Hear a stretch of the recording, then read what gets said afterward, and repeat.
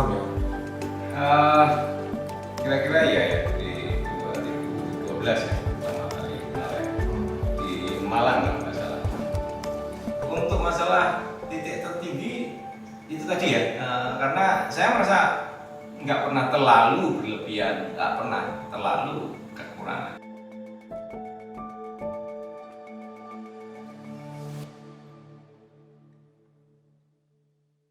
Jadi kita udah kenal berapa tahun ya? 12 tahun ya? Eh, Kira-kira ya di 2012 ya pertama kali kenal ya. Di Malang kalau nggak salah. Yang aku paling ingat ketemu sama Ko Rizal itu ini, dibilang kalau kamu motret jangan pakai mata kanan, Oh iya. pakai mata kiri aja, Iya. karena bukanya kelihatan jelek. Gimana? Bukanya kelihatan jelek kalau Oh, iya. ngekernya pakai mata kanan. Betul, betul. Itu sekedar apa ya? Dulu saya motret juga ya dulu ya. Waktu itu motret atau Sebelumnya video? itu saya motret juga. Waktu kita ketemu tapi Enggak. Waktu udah itu video. Sudah video ya. Itu pada saat motret kan mungkin saat itu belum seperti sekarang ya untuk masalah media sosial dan kawan-kawan. Tapi kan sering juga kita motret itu di foto teman. Iya, iya, iya, Ya, betul. ketika saya dapat foto dari teman, kok fals ya mukanya ya? Oh ternyata itu tadi. Heeh. Kalau misalnya ini di viewfinder nih, kalau kita begini, kita kan duduk begini kan motretnya. Nah, kalau kita motret dengan mata kiri, Ketutupan kamera. muka kita ketutup kamera, jadi ya nggak kelihatan aja intinya. Falsnya itu nggak kelihatan. Betul. Terus ini fakta menarik sih kok. Aku pun baru menyadari kalau selama kita 12 tahun, hampir 12 tahun lah ya kayaknya. Iya. Hampir 12 tahun kenal ini, aku nggak pernah tahu masa kecilmu. Masa kecilku. Heeh. Oke. Masa kecil saya lahir di Kediri. Itu ini mau diceritakan apanya ya? Kegiatan atau? Masa kecil yang berkesan, yang mempengaruhi seorang Paulus Rizal yang sekarang. Oke, yang ada hubungannya gitu ya? Iya. Mungkin saya mau cerita sedikit ya untuk di sini. Saya dulu waktu kecil itu hobi gambar Sun. Oke. Meskipun di sekolah pun saya gambar. Oke. Nah, tapi hobi menggambar itu mungkin tidak seperti sekarang ya. Dulu itu memang suka, kalau gambar suka, dan dalam satu kelas itu nggak cuma satu pasti yang suka gambar. Beberapa anak. Beberapa anak. Itu umur? Usia? Ya, efektifnya kira-kira pas 4 SD kalau nggak 5 SD. Itu saya ada beberapa teman, kalau mungkin orangnya juga melihat acara ini juga ya, namanya Acara ini. Roni Fisikaries. Oke. Itu terakhir saya dengar di Malang. Itu salah satu teman saya yang suka gambar juga. Nah, waktu itu ya, itu kan masih kelas 4 SD. Kita ngobrol bagaimana caranya hobi menggambar ini jadi asik. Itu mungkin cikal bakalnya kolaborasi Sun. Oke. Nah, ini ceritanya begini. Gambar itu di buku biasa ya, buku pelajaran biasa itu kan kita selalu punya buku IPA sendiri, IPS sendiri, punya catatan sendiri. Nah, itu supaya nggak dicurigai guru kan, kita gambarnya di buku itu. Oh, jadi buku terus atasnya Ya. buku gambar. Ya. Bukan buku gambar, ya buku tulis tapi kita gambarin. Oke. Nah, yang saya sebut kolaborasi adalah saat itu daripada kita gambar sendiri-sendiri itu nggak ada penikmatnya. Ya, bahkan cenderung apa ya? Ya manusia namanya, apalagi anak kecil ya. Punya aku lebih bagus dari punyamu atau sebaliknya. Nah, waktu itu kita berdua itu ngobrol gini. Kita gambar. Ini bentuknya komik. Oke. apa yang disebut saya kolaborasi adalah bebas. Ketika buku di saya boleh gambar, boleh ada ceritanya. Kemudian tanpa yang namanya diskusi, tukar ide, brainstorming dan kawan-kawan, setiap 3 hari buku ini berpindah tempat. Oke, dilanjutkan. Dia punya visi sendiri, dia punya ide sendiri untuk membuat komik itu tadi. Nah, pertanyaannya siapa yang melihat? Ya. Yang melihat itu di sela-sela menggambar ini. 3 hari itu nggak langsung ke Roni, saya Roni itu, tapi muter dulu di kelas.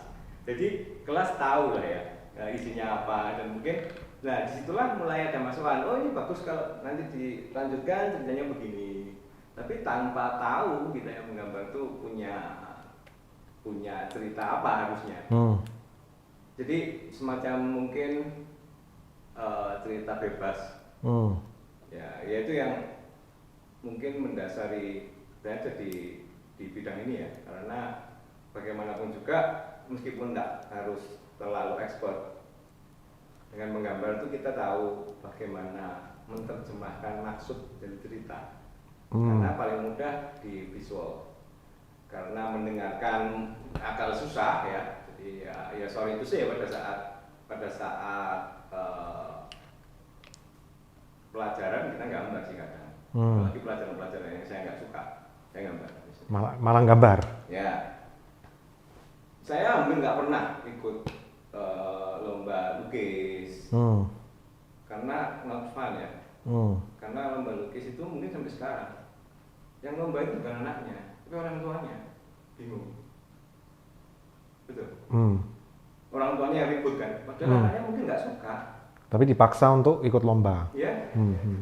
Jadi saya nggak pernah ikut kalau lomba-lomba begitu, tapi ya saya lebih bukan menekuni, tapi lebih seneng yang dengan teman itu. Tapi sayangnya buku itu nggak saya cari, nggak ketemu. Buku gambarnya itu? Ya, buku gambarnya itu ceritanya macam-macam, bukan cuma satu cerita ya, macam-macam. Bahkan bisa ganti-ganti tema istilahnya. Itu mungkin yang mendasari saya. Kemudian nggak terlalu kecil, ya langsung saya skip aja ya, mungkin ya di kuliah saya dibelikan handicap. Nah itulah saya suka dengan mendokumentasikan sesuatu lebih tepatnya. Melalui video? Ya, tapi waktu itu masih kaset ya. Masih kaset, sehingga kita punya 1 jam untuk 1 kaset.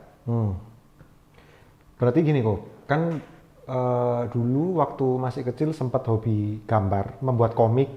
Berarti kan nggak cuman menerjemahkan pikiran ke media gambar, tapi otomatis melatih Koko sendiri untuk bercerita sesuatu melalui gambar gitu ya berarti. Ya, betul. Kurang lebihnya seperti itu. Betul, ya. Meskipun waktu itu kita ya mungkin anak zaman sekarang ya yang tahu nanti pengen jadi apa itu kelas 4 ke kelas 5 SD loh masalahnya. Kan belum tahu ini yang terjemahkan ceritanya juga dari gambar. Meskipun sebetulnya tujuannya hanya having fun sih. Jadi kalau misalnya boleh tahu kok, di usiamu yang sekarang ini, kalau misalnya sekarang kan menekuni videografi ya, boleh bilang gitu.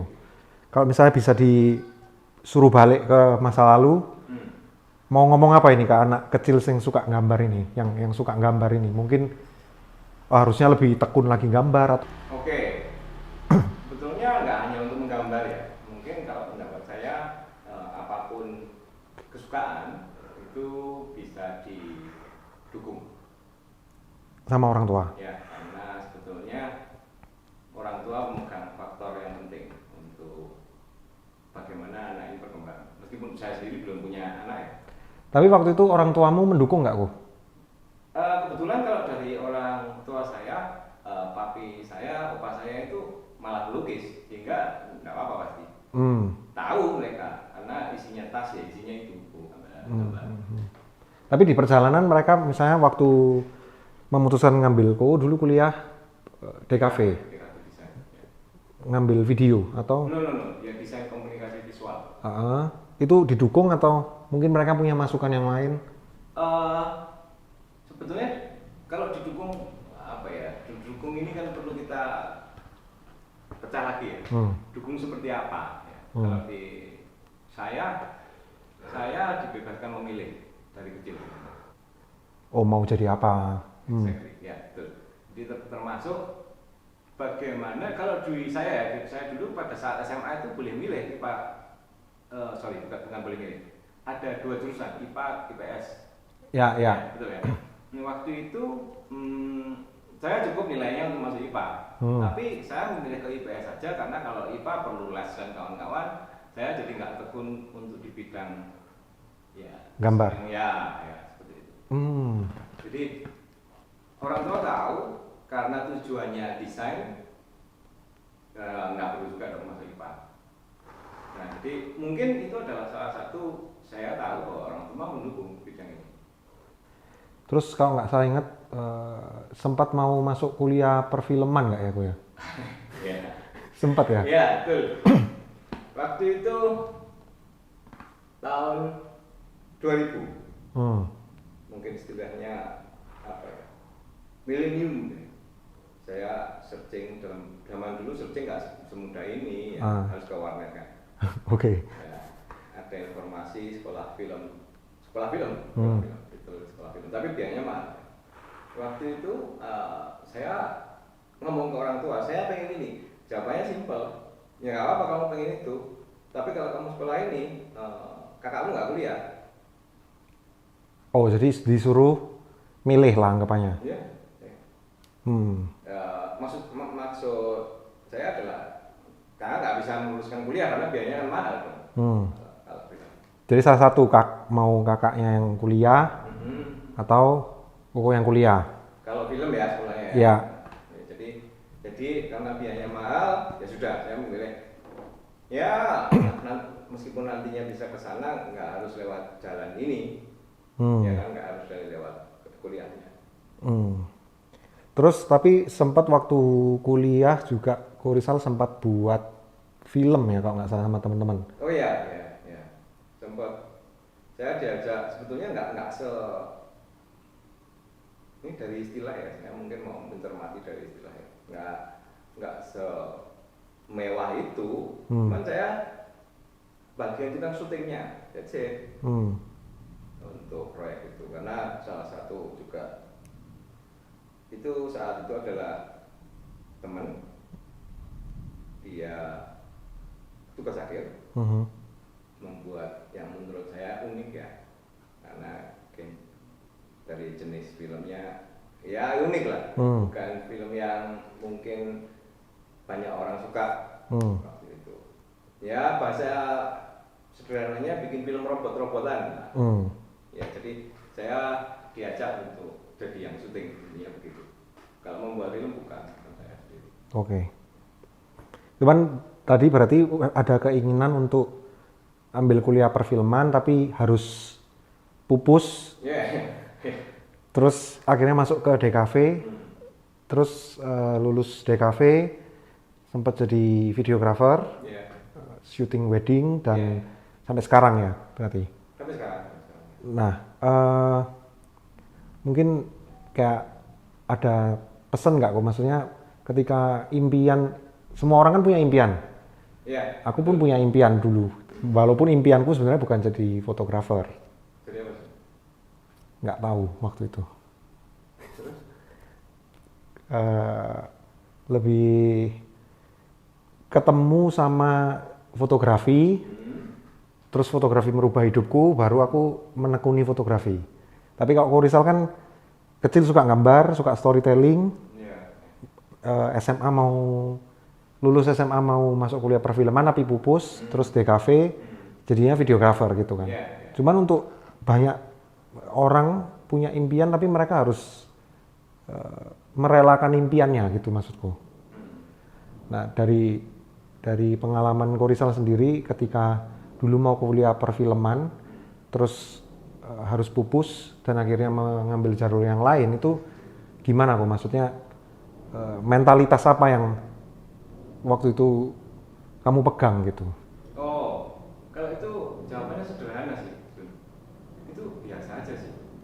Jadi ini mungkin perlu saya sampaikan ya, mungkin buat teman-teman juga. Yang disebut orang sering ada kata apa mental health lah, yang perlu healing dan itu menurut saya pribadi ya, itu kok terlalu dibuat-buat ya. Kalau sebetulnya hal sederhana yang perlu kita tahu adalah kita hidup selalu ada masalah. Ketika masalah itu datang, ya cuma dihadapi, udah itu aja. Jadi mau ngapain? Mau maksa juga nggak bisa. Ya, jadi sebetulnya itu suatu yang penting untuk semua tahu intinya, nggak perlu dipaksakan. Hidup sederhana sebetulnya, yang bikin susah adalah banyak gaya kan. Jadi semakin banyak gaya, apalagi istilah-istilahnya sekarang yang keren-keren, yang self healing, nggak bisa bayar utang self healing, harusnya kan malah bekerja dong. Ya. Padahal mereka membuat masalahnya sendiri. Betul. Seperti itu kan maksudnya. Betul, membuat masalahnya sendiri, kemudian menghadapinya dalam tanda kutip nggak tanggung jawab itu. Kalau sekarang saya kembalikan di cerita ya, waktu dulu saya mau kuliah harus memilih nih kan. Kalau saya kuliah, saya egois dong. Ya kan? Dan ketika keadaannya nggak mungkin, ya sudah, ngapain ngotot. Ini beda dengan orang yang nggak berusaha ya, beda. Tapi untuk menerima kenyataan yang adalah punya kenyataan itu pahit, nggak seperti itu. Tergantung mental kita aja. Oke, nggak bisa ya sudah, nggak usah dipaksa. Karena maksa gimana caranya? Karena keadaannya juga udah tidak memungkinkan lagi. Ya, memungkinkan. Dan kita hidup selalu ada masalah, selalu memilih. Hidup itu pilihan ya. Ada gitu. Jadi meskipun kalau mungkin sekedar cerita panjangnya, yang perlu kita pelajari adalah setiap langkah kita itu selalu punya makna nantinya. Contoh, waktu saya kecil gambar itu kan ya menurut saya itu adalah bentuk kolaborasi dari sebuah seni itu seperti itu. Itu adalah real kolaborasi. Belum ada masalah kepentingan apa-apa, masih SD, nggak mungkin laku dijual. Jadi untuk menghadapi masalah ya tapi kalau nggak mungkin ya sudah. Jadi enggak, bagi saya nggak ada sesuatu yang harus dipikir terlalu berat ya. Oke kok, kalau aku boleh potong dan lompat sedikit ya, tadi kan Ko Rizal ngomong bahwa hidup itu selalu ada masalah. Iya. Pernah nggak Ko Rizal di titik terendah di hidupmu yang kayak mungkin diceritakan dulu titik terendah di hidupmu itu apa gitu, dan bagaimana melewatinya gitu. Oke, ini kita pernah bicara soal. Tapi waktu itu nggak direkam, jadi nggak ada bukti ya. Kira-kira itu 2018, kalau nggak 2017 ya. Waktu kamu kesini. Oke, lanjut.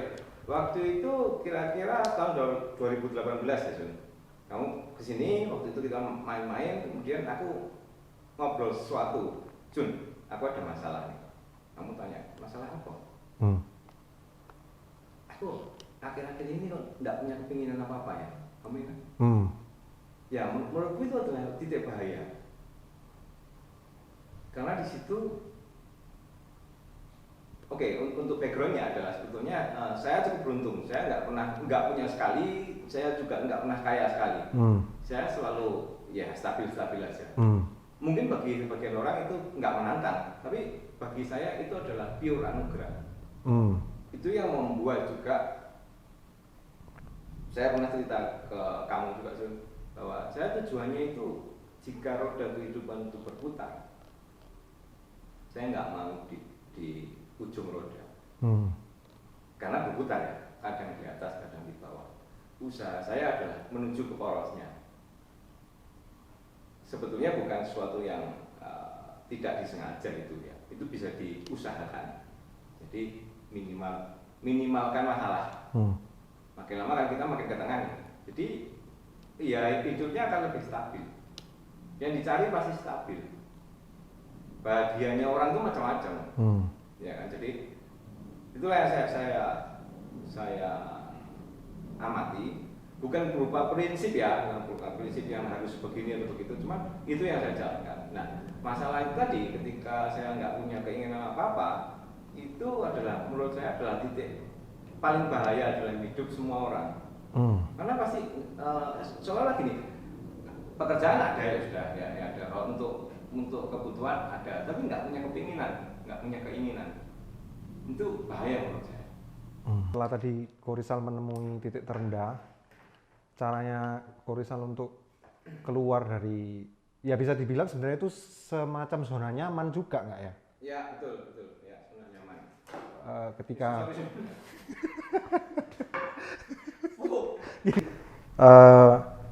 setelah Ko Rizal menemui titik tadi itu, ketika hidup harus ke porosnya gitu ya, bisa dibilang jadinya setiap hari itu bingung mau ngapain gitu-gitu ya? Enggak. Saya nggak pernah bingung mau ngapain. Cuman saya jalani aja. Karena kan nggak pengen apa-apa, Sun. Terus melewati fase itu gimana, Bu? Caranya? Mudah sekali. Tapi bukan untuk yang kebalikannya ya. Maksud saya adalah, ini adalah tips bukan untuk kebalikannya. Kebalikannya dalam artian, banyak orang yang kepinginannya sangat banyak, yang itu nanti akan berimbas pada terlalu banyak tekanan, berarti terlalu banyak gaya kemudian terlalu banyak tekanan. Caranya ya jelas mudah terus, tinggal lihat medsos kan. Ya saya berusaha waktu itu ya apa ya, mungkin ini kata-kata yang aneh ya, menginginkan diri terhadap sesuatu. Menginginkan diri. Menginginkan diri. Ya saya meracuni diri aja dengan lihat medsos. Oh, maksudnya mencari motivasi lah ya? Enggak sejauh itu sih, enggak sekompleks itu. Saya cuma makin sering melihat medsos sehingga lucu juga ya. Mencari alasan, selalu mencari alasan pembenaran untuk pembelian sesuatu. Oh, oke. Ya. Oh, ini lucu juga, ini bisa berfungsi. Ya, akhirnya jadi nggak parah. Jadi punya keinginan lah. Ketakutan terbesarmu apa, Ko? Ketakutan terbesar di hidup? Ketakutan terbesar adalah apa ya? Nggak punya ketakutan? Bukan gitu juga. Saya tapi nggak pernah mikir seperti itu sih ya. Karena kita takut kalau apa ya? Nggak tahu aku ketakutan terbesarnya. Oke. Karena saya berusaha bagaimana caranya yang nggak banyak masalah gitu. Kalau titik tertinggimu, Ko? Untuk masalah titik tertinggi itu tadi ya, karena saya merasa nggak pernah terlalu berlebihan, nggak pernah terlalu kekurangan. Jadi istilahnya cukupan mungkin ya.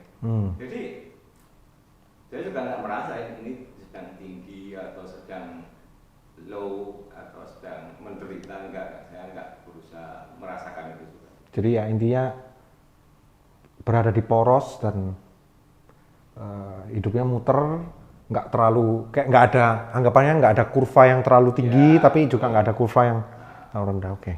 Biar jangan seperti pepatah-pepatah itu. Roda kehidupan selalu berputar. Bahayanya kalau posisi jungkel di bawah. Oke. Last Ko. 5-10 tahun ke depan, apa yang kamu pengen capai? Oke. Pertanyaan menarik. Ini untuk mendesain depan ini. Jadi video ini kan jadi saksi juga. Ya, pertanyaan menarik ya. Karena untuk mendesain sesuatu ke depan bukan hal yang mudah sebetulnya. Tapi ini simpel juga, mungkin sebetulnya copy paste dari kamu juga. Saya pengennya berguna bagi dunia. Tapi ternyata di balik kata-kata yang sangat sederhana itu tadi, kita punya ruang di mana kita bisa berguna. Jadi misalnya sekarang yang saya tekuni selain videographer, saya juga mengajarkan sesuatu. Saya bukan literally buka sekolahan untuk itu, tapi enggak. Saya adalah pengennya membuat ekosistem di bidang video atau syuting ini makin baik secara ekosistem. Langkahnya bagaimana? Apakah hanya sekedar ya kita mempersering syuting? Enggak, menurut saya enggak. Langkahnya adalah namanya ekosistem itu harus banyak yang bisa mengerjakan, sehingga pembelinya akan variatif dan selektif dan punya klaster sendiri. Jadi jangan berpikir bahwa semakin kita satu-satunya yang bekerja di bidang video ini akan semakin sukses, itu salah itu. Karena ekosistemnya nggak ada. Jadi sesuai pertanyaan, kalau pertanyaannya apa yang pengen dilakukan, saya akan berusaha bagaimana membuat ekosistem itu baik. Caranya kalau ada yang tanya, itu saya berusaha akan menjawab. Tapi ada tapinya sih. Pertanyaan yang saya harapkan ya, tapi kenyataannya nggak seperti itu ya. Itu yang pertanyaan yang saya harapkan adalah sebelum bertanya itu pengennya pertanyaan yang berupa experience dari penanya. Ada masalah. Kemudian ketika saya ditanya itu saya merasa senang juga. Apalagi kalau saya nggak tahu jawabannya. Ya itu adalah moga-moga akan bisa berguna bagi yang lain. Itu tujuan. Mantap kok. Ya. Hujan kok. Makanya kakek-kakek ya. Oke, kita mungkin sudahi dulu. Kita lanjut foto-foto aja, Bapak. Oke. Oke.